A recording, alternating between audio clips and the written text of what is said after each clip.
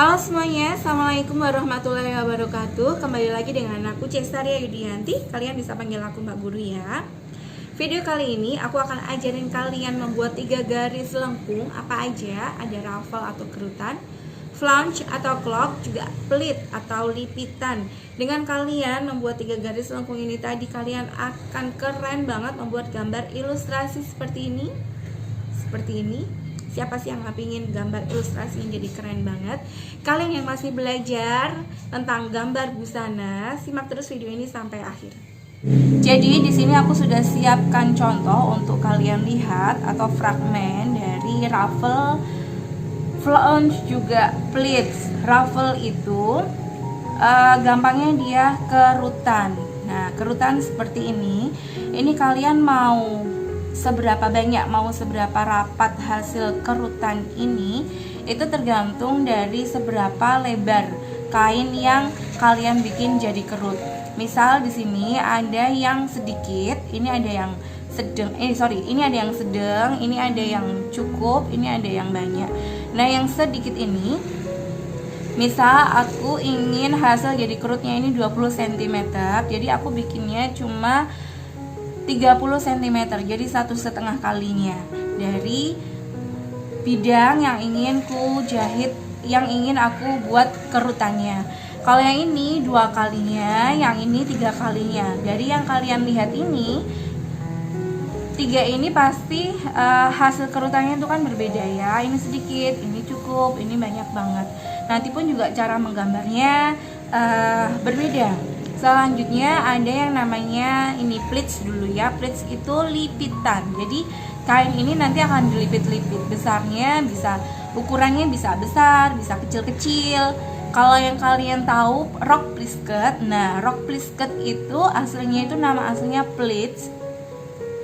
Jadi dia dilipit yang kecil-kecil seperti rok plisket itu. Nah kalau yang ini dia ukurannya lebih lebar. Ini kedalamannya dalam banget ini segini. Nah itu pleats ya.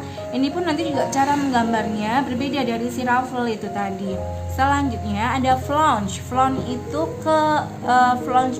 clock. Jadi ibarat kita pingin kita mengembangkan bagian bawah dari bidang yang akan kita bikin si flange ini, si clock ini. Nah ini flange. Yang kalau kita lihat ini flange-nya ini cuma setengah lingkaran seperti ini. Jadi dia mengembangnya dia nggak terlalu banyak.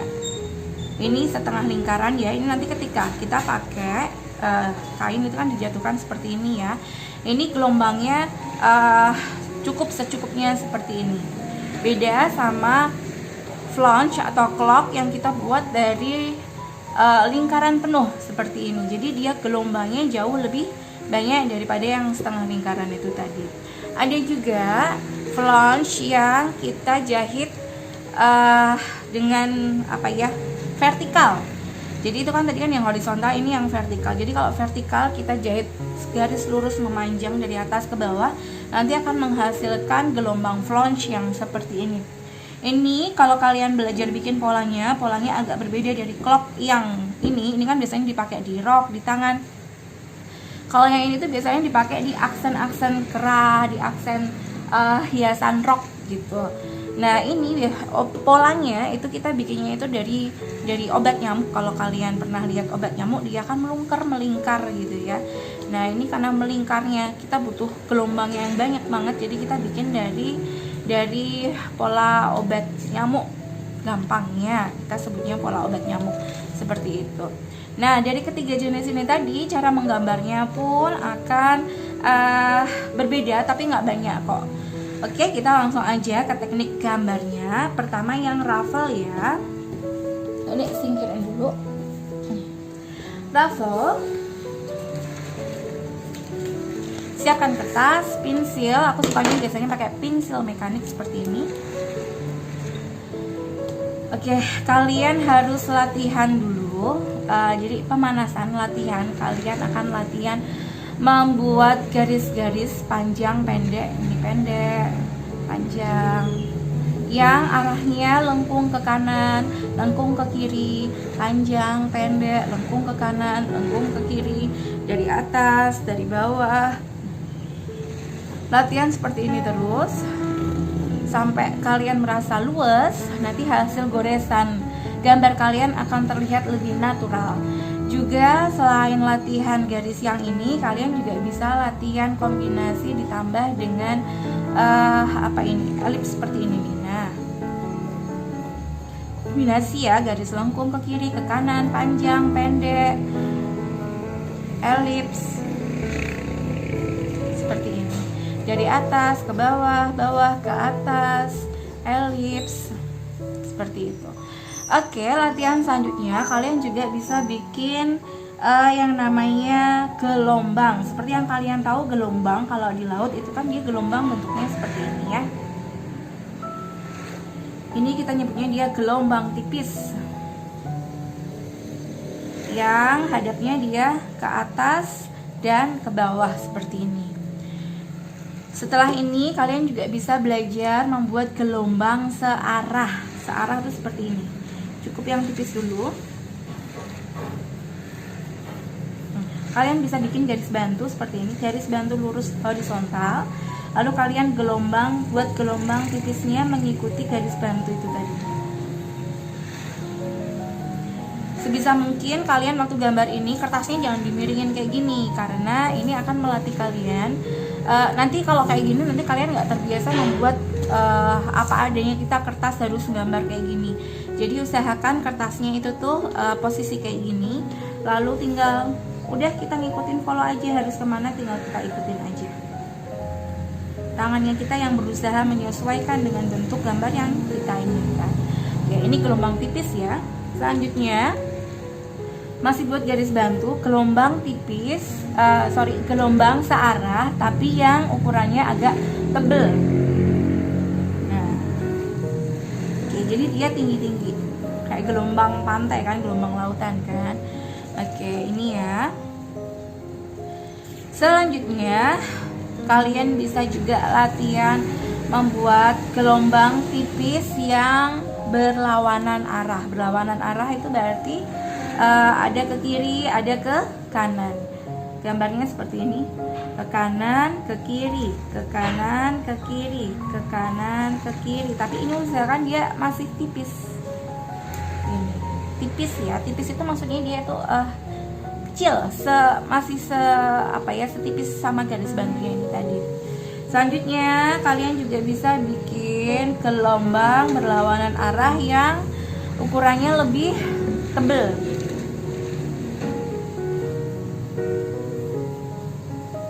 Seperti ini. Nah, kalau kalian udah latihan bikin jenis garis-garis ini, aku kira nanti latihan ketika kalian praktek membuat teknik gambar ini nanti, kalian hasilnya akan lebih natural, lebih luas seperti itu. Kalau kalian nggak cukup hanya dengan satu lembar kertas ini, lakukan di beberapa kertas sampai tangan kalian benar-benar terbiasa membuat garis ini. Karena kalau baru pertama kadang ini tuh kemeng loh rasanya loh. Kemeng, capek karena kita harus mengikuti ini kan, garis bantunya ini kita harus terbiasa benar-benar yang luas. Oke. Oh ya, ada garis satu lagi. Tadi kan yang searah, terus berlawanan arah. Sekarang kita akan buat satu garis lagi, garis bantu yang gelombangnya acak. Acak itu berarti kadang kita bikin searah, kadang berlawanan arah seperti ini ya. Kadang tebel, kadang tipis juga.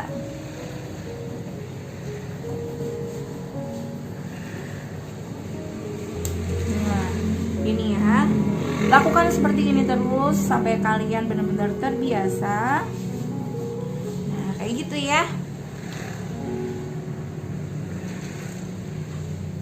Dulu juga aku belajar kayak gini juga agak susah guys. Soalnya itu tadi tangannya gampang capek, gampang kemeng. Karena kita juga harus bener-bener nata ini si kertas itu tuh biar sesuai arah kayak gini nih. Soalnya kadang itu lebih enak kalau kita gambarnya kayak gini. Nah, kadang lebih enak kalau gambarnya kayak gini. Tapi ini tidak aku sarankan ya untuk kalian ya. Sebaiknya kertas posisi seperti ini, lalu kalian berlatih membuat garisnya, mengikuti gitu. Oke, dari latihan itu tadi kita bisa langsung Oke, dari latihan itu tadi kita akan langsung masuk ke teknik gambar raffle. Seperti penjelasanku tadi di awal, raffle ini kan, ini tadi aku udah siapkan fragmen yang kerutnya ini banyak, sedang, sama sedikit. Dari 3 ini tadi, nanti kita gambar gelombangnya yang tadi kita latihan, itu tuh berbeda. Contohnya, langsung aja kita bikin yang sedikit ini dulu. Kalau kalian lihat ini dia gelombangnya sedikit dan dia bentuknya gelombangnya masih yang gelombang tipis. Gelombang tipis tuh yang kayak gini tadi ya. Ini masih banyak gelombang tipisnya. Terus juga gelombang searahnya, gelombang acaknya itu tuh masih tipis-tipis, masih sedikit. Nah, caranya gimana? Langsung aja kita buat bidang persegi panjang, garis bantu tipis aja. Seperti ini.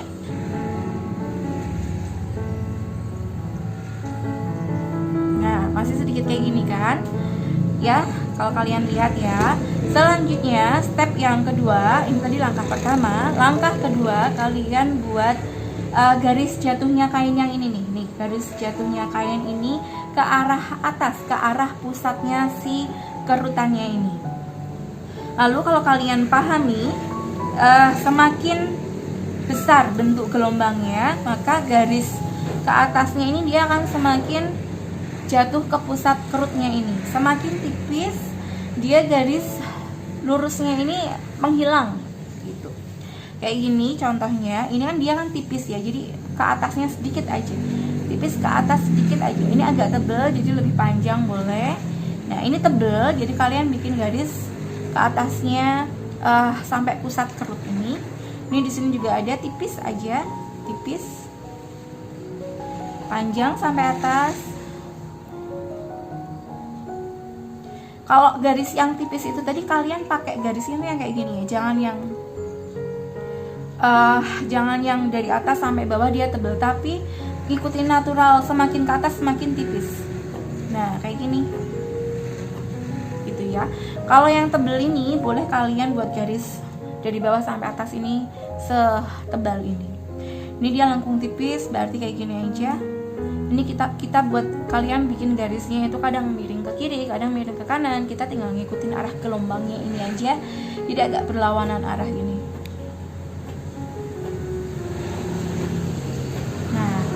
Ini langkah kedua. Langkah ketiga, kalian bisa bikin pusat kerutnya ini dengan garis dari atas ke bawah, juga elips yang tadi itu, yang waktu latihan itu ya.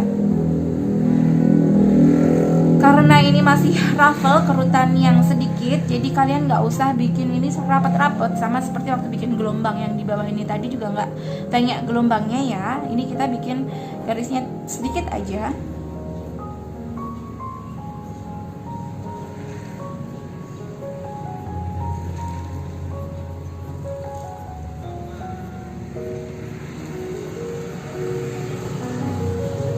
Oke, ini raffle yang gak begitu banyak. Ini kira-kira di 1,5 kali dari bidang yang ingin kita jahit si raffle-nya ini. Oke. Yang kedua, raffle yang lumayan. Ini aku bikinnya itu 2 kali.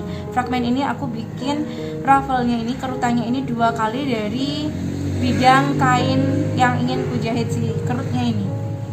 Jadi misalnya 20, ini aku bikinnya 40 cm 2 kali. Sama seperti yang ini tadi, kita bikin bidang bantu, bidang persegi panjang, bikin gelombangnya, dia jauh lebih banyak ya daripada yang pertama ini tadi. Ada searah, gelombang tipis, gelombang tebal, berlawanan arah, campur seperti itu ya.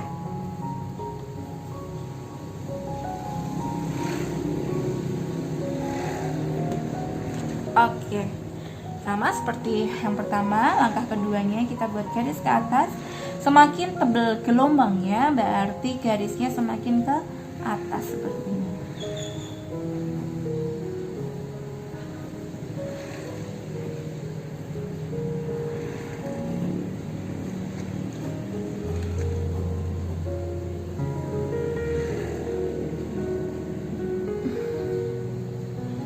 Lalu Step yang ketiga, kalian bikin dari bawah, dari atas ke bawah, lebih banyaknya daripada yang pertama ini tadi. Ini dia koma, garis, sorry kok koma, elips, garis gitu ya, kalau kita pahami bentuknya ini.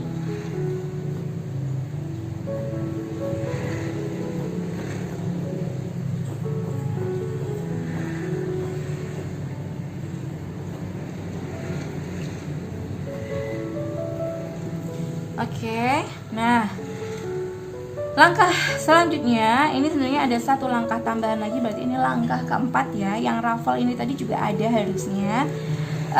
Kalau kalian lihat, ini kelihatan nggak? Nah, ini misalnya gelombang, nih ya, dia gelombang. Nah, di kain yang di bawahnya ini kayak ada garis ke atasnya ini, jadi kain yang ketutup sama gelombangnya.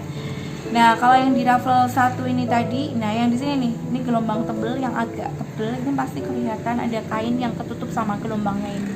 Ini juga, kalau ini nggak kelihatan ya, ini nggak ada ya, ini ada. Jadi yang ruffle satu nggak begitu banyak, tadi aku jadinya lupa. Nah, ini yang kedua udah kelihatan banyak banget garis langkah keempat ini tadi ya. Nah, ini kain yang ketutup sama gelombang.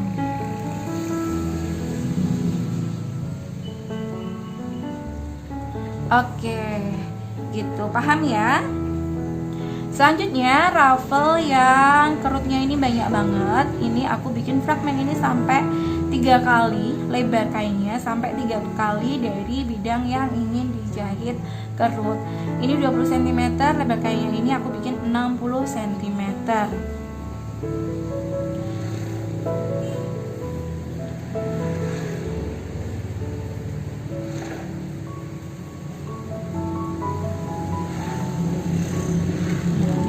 Rapat lagi.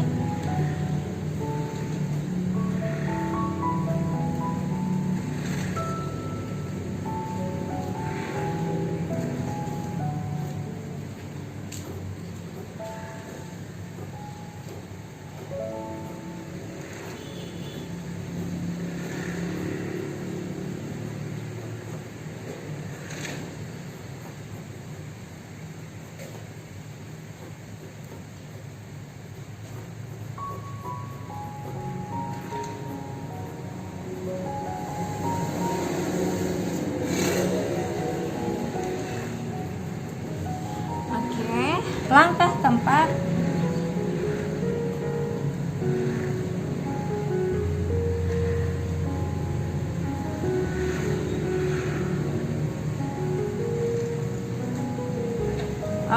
ini dia ruffle ya. Ini kalau bidangnya lurus. Gimana kalau misal kita bikin dia bidang yang diagonal seperti ini? Diagonal dan jatuh kain itu kan pasti kan selalu ke arah bawah ya. Ini kita bayangkan dia garisnya diagonal, terus jatuh kainnya ini dia selalu ke arah bawah kayak gini. Dia nggak akan ngikutin jejer diagonal kayak gitu ya, tapi dia pasti si kain ruffle ini dia akan jatuh mengikuti gravitasi. Gimana cara bikinnya? Sama aja, kita bikin garis bidang bantu dulu yang diagonal bentuknya. Ini gelombangnya masih sama caranya.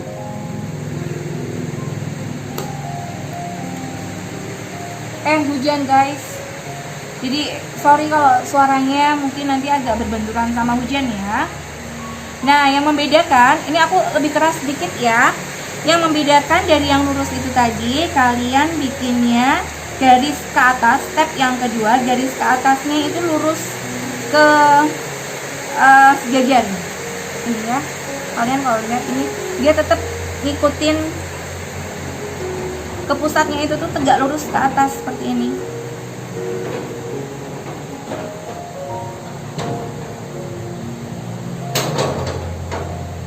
Kadang agak miring, kadang benar-benar lurus ke atas, tegak lurus.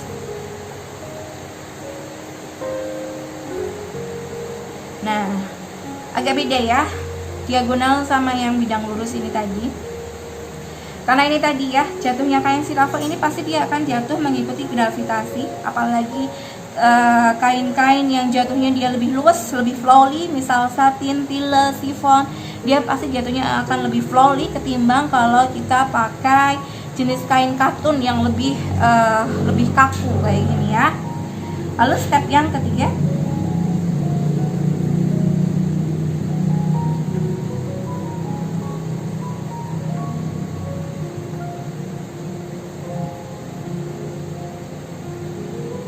step keempat,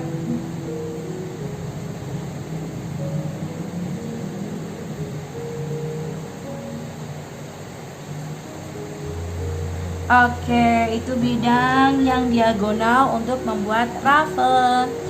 Selanjutnya,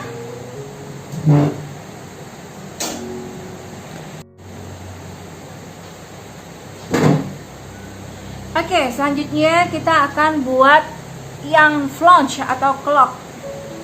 Ini ya, mirip-mirip sama si ruffle, dia ada gelombang bagian bawahnya, yang membedakan dia nggak ada garis dari atas ke bawah. Semakin besar bentuk clocknya, maka dia jatuhnya bagian bawahnya akan semakin bergelombang. Oke, langsung aja kita praktekkan. Sama seperti ruffle tadi, kita buat bidang bantu dulu persegi panjang, lalu kita bikin gelombang.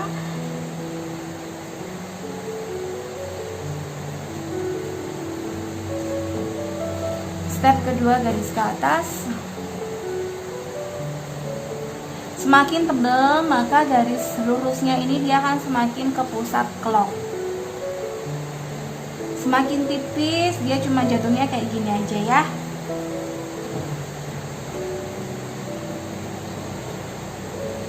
Step ketiga, kita beda ruffle yang tadi, kita nggak pakai melewati step yang itu tadi ya, yang bikin elit garis dari atas ke bawah ya.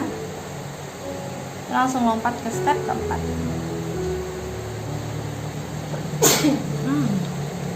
Oke, itu clock atau flange. Yang kedua, kita praktekkan flange yang lebih banyak lagi. Ini tadi yang sudah aku jelaskan. Kalau dia pakai pola lingkaran penuh seperti ini, jadi dia jauh lebih banyak gelombang.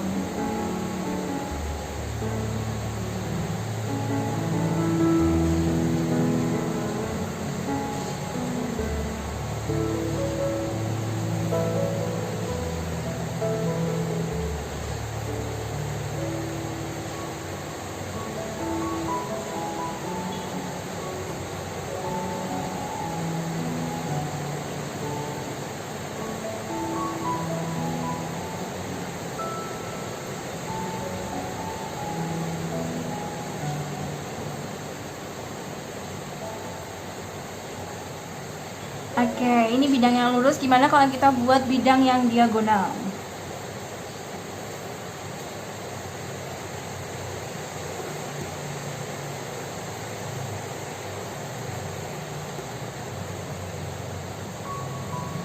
Sama seperti ruffle tadi, jatuhnya kain bagian gelombang ini pasti akan mengikuti gravitasi. Nah, jadi ini kita akan tarik garis ke atasnya itu mengikuti tegak lurus.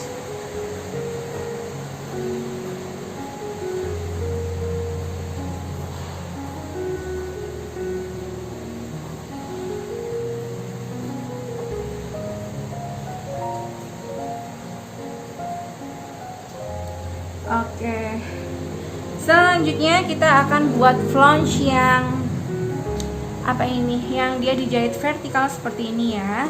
Tadi di depan sudah aku kasih penjelasan kalau dia flange-nya, clocknya ini dibuat dari pola obat nyamuk yang kayak gini. Nah, ini nanti dia dipotong, buka, lalu dijahit vertikal, maka dia akan mendapatkan gelombang yang jauh lebih banyak.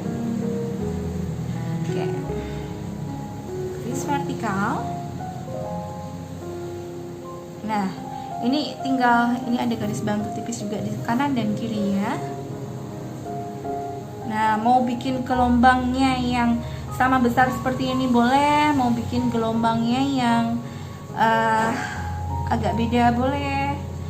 Ini garis ke atasnya dia berpusat di tengah ini, berpusat di garis tengah yang ini. Nah, tapi yang sebelah sini ketutup ya, ini kan harusnya di sini ya. Ini harusnya di sini, jadi ketutup. Nah,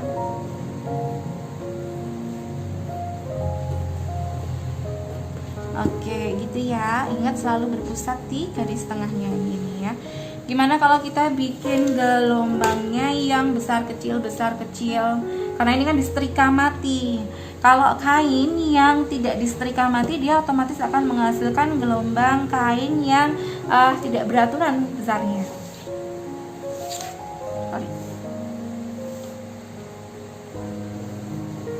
Kadang besar, kadang kecil. Nah, kayak gini. Masih berpusat di garis tengah ini tadi. Nah, tinggal jatuhin aja kayak gini.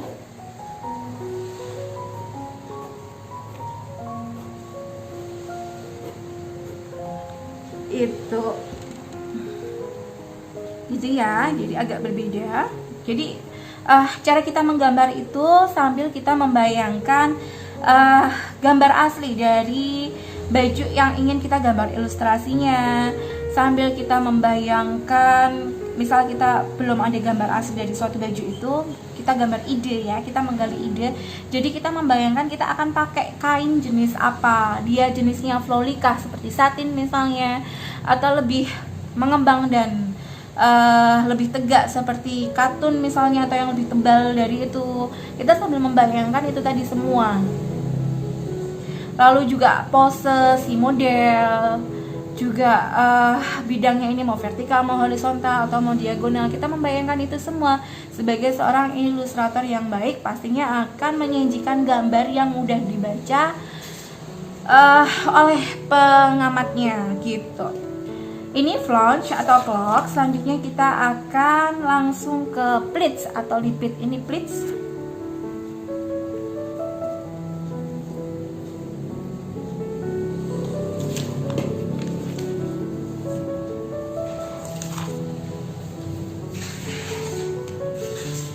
Pleats, lipitan seperti rok brisket. Kalau rok brisket itu dia proses bikinnya sama seperti ini, tapi dia jauh lebih kecil.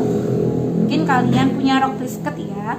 Ini kedalaman rok brisket itu dia lebih kecil, tapi karena dia saking panjang roknya, jadi gelombang lipit-lipit di bawahnya ini sudah hilang gitu. Semakin panjang, otomatis gelombang bagian bawahnya ini semakin hilang. Jadi hanya menyisakan gelombang tipis-tipis kecil gitu aja. Kalau bidangnya pendek seperti ini, jadi lipitnya itu masih kelihatan bentuknya.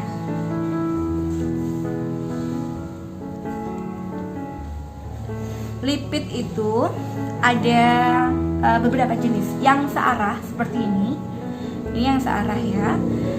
Berbeda dari si ruffle tadi, dia gelombangnya beraturan sama besar.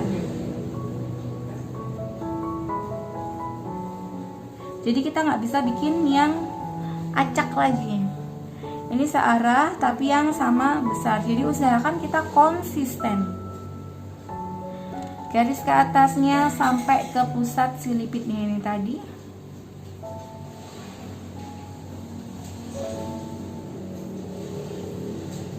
Yang di atas pun juga jaraknya ini harusnya beraturan ya, sama besar.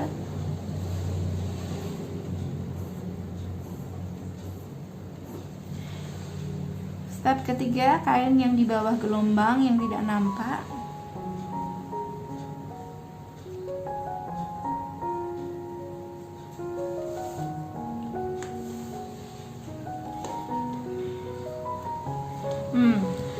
Ini bisa juga kalian gambarnya seperti ini. Buat dulu garis-garis lipit dari atas ke bawah.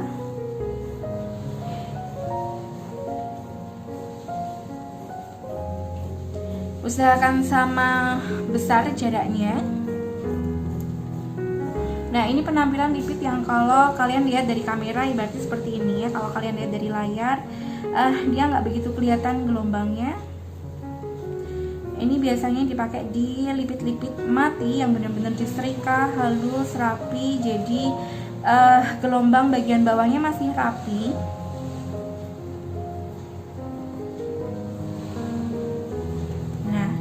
Ini kalau kalian lihat dari layar berarti gelombangnya seperti ini ya.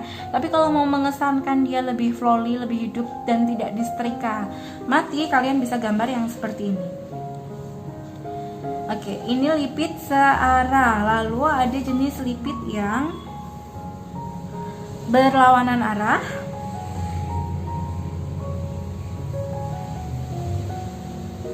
Usahakan jaraknya sama. Oke.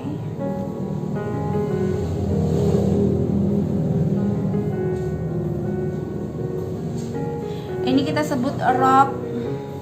Sorry, bukan rok. Ini kita sebut lipit hadap karena dia saling berhadapan. Nih, saling berhadapan seperti ini. Ini kalau kita gambar lipit dengan rok yang dia lebih flowy, lebih hidup bagian bawahnya, nggak begitu disetrika mati. Kalau mau yang disetrika mati, berarti dia hampir sama seperti ini. Tinggal kita buat aja bidangnya.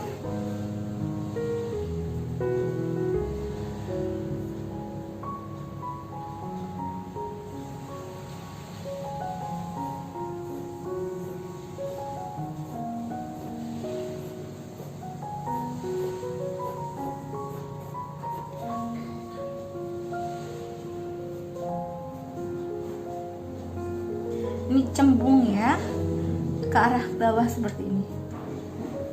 Nah, lalu lipit yang di dalamnya, kain yang di dalam selipitnya ini dia agak cekung ke atas. Nih, menghadapnya ke sana ya. Oke, itu tadi lipit. Kalau yang kayak rok skirt berarti kita gambar gelombangnya gimana? Karena dia bidangnya panjang, kita bikin yang panjang segini ya.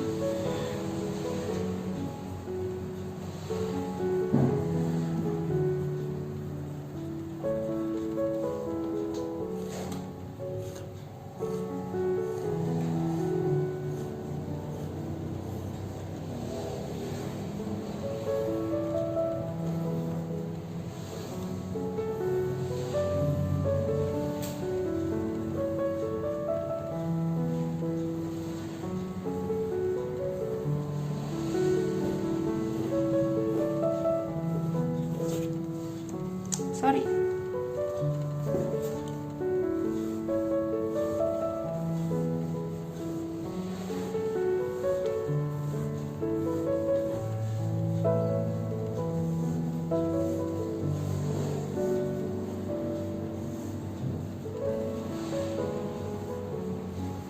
Oke, seperti ini.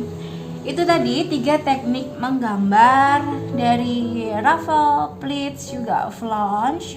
Kalian kalau ada pertanyaan, kalian bisa DM Instagram @kursusjahitsemarang. Insya Allah nanti di sana bisa aku jawab pertanyaan kalian. Lalu juga aku minta bantuan kalian nih. Kira-kira tutorial selanjutnya kalian mau dibikinin tutorial apa lagi? Tutorial menggambar seperti ini atau tutorial teknik menjahit, kalian maunya apa? Karena aku jujur ini di awal ini gue bingung mau bikin tutorial apa ya yang kira-kira kalian suka gitu ya. Please kalian bisa tulis komentar di bawah channel YouTube aku ini, atau kalian lihat di IGTV aku, boleh juga kalian komentar di Instagram aku. Komentar kalian pingin maunya apa, tutorial apa selanjutnya. Oke, itu aja. Terima kasih semuanya. Assalamualaikum warahmatullahi wabarakatuh.